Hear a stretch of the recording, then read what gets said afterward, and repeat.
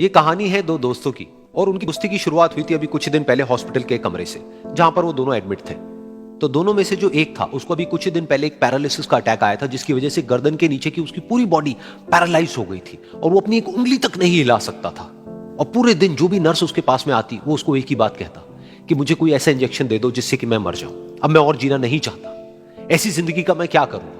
तो उसका जो दोस्त था उस कमरे में, क्योंकि वो चल फिर सकता था, तो रोज सुबह और रोज शाम को उस कमरे में खिड़की थी, उसके पास में जाकर के खड़ा हो जाता और अपने दोस्त को बताता कि उस खिड़की के बाहर क्या चल रहा है।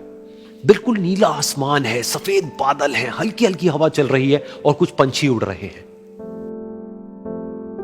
एक बहुत ही सुंदर बीच है जहां पर कुछ बच्चे मिट्टी के घरौंदे बना रहे हैं। कुछ लोग हैं जो वहां पर बैठे हुए बस समुद्र की लहरों को देख रहे हैं। कुछ लोग जॉगिंग कर रहे हैं, कोई एक्सरसाइज कर रहा है, कोई पतंग उड़ा रहा है। वहां पर एक आइसक्रीम की स्टॉल है जहां पर कुछ लोग आकर के आइसक्रीम खा रहे हैं। और सनसेट के टाइम पे जो पानी है वो पूरा गोल्डन हो जाता है और चमकने लगता है। तो शुरू में तो जब उसने वो सब बताना शुरू किया तो उसके दोस्त के ऊपर ज्यादा असर नहीं हुआ, लेकिन धीरे धीरे उसके अंदर जीने की चाह जागने लगी। अब वो सुबह का इंतजार करने लगा कि जल्दी से सुबह हो और मेरा दोस्त मुझे बताए कि आज यहां पर क्या हो रहा है। कुछ दिन तक ऐसे ही चलता रहा। फिर एक दिन जब वो सुबह उठा तो उसने देखा कि सामने वाला बेड खाली है। फिर उसने नर्स को बुलाया और उससे पूछा कि क्या वो डिस्चार्ज हो गया है। तो नर्स ने कहा कि आपको तो उन्होंने बताया होगा, उनके पास कुछ ही दिन बाकी थे और कल रात को ही उनकी डेथ हो गई है। ये सुन करके उसके अंदर की उम्मीद पूरी तरह से टूट गई, क्योंकि सिर्फ उसका दोस्त ही था जिसने उसको बाहर की दुनिया से जोड़ा हुआ था, जिसकी वजह से वो जान पाता था कि बाहर क्या हो रहा है और ये दुनिया कितनी खूबसूरत है। तो कुछ दिन तक तो वो रोता रहा और उसने जीने की चाह छोड़ दी।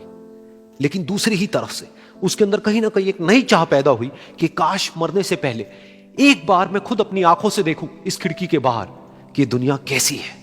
जैसे जैसे उसकी ये चाह बढ़ने लगी, उसको अपने अंदर एक अजीब सी एनर्जी महसूस होने लगी। और फिर एक दिन उसने अपनी पूरी ताकत लगा दी और किसी तरीके से वो बेड से नीचे गिरा और पकड़ पकड़ करके किसी तरह से उस खिड़की तक पहुंचा। फिर उस खिड़की को पकड़ करके वो खड़ा हुआ और खिड़की के बाहर देख लिया। लेकिन खिड़की के बाहर देखते ही वो गुस्से से भर गया। उसने जोर से नर्स को आवाज लगाई और जैसे ही नर्स आई उसने नर्स से पूछा, ये तुमने क्या किया, ये खिड़की के बाहर काली दीवार क्यों खड़ी कर दी। तो नर्स को समझ नहीं आया वो क्या बोल रहा है और वो बोली कि मुझे 5 साल हो गए हैं यहां पर, जब से मैं आई हूं तब से तो ये काली दीवार यहां पर है। तब जाकर के उसको समझ आया कि उसका वो दोस्त उससे झूठ बोल रहा था। और उसने नर्स से पूछा, अगर ये काली दीवार पिछले 5 साल से यहां पर है तो मेरे दोस्त ने मुझसे झूठ क्यों कहा। तो नर्स थोड़ा सा मुस्कुराई और बोली कि मैं ये तो नहीं जानती कि उन्होंने आपसे झूठ क्यों कहा, लेकिन मैं इतना जरूर जानती हूं कि जो भी कुछ उन्होंने आपसे कहा उसी वजह से आप अभी अपने पैरों पर खड़े हैं।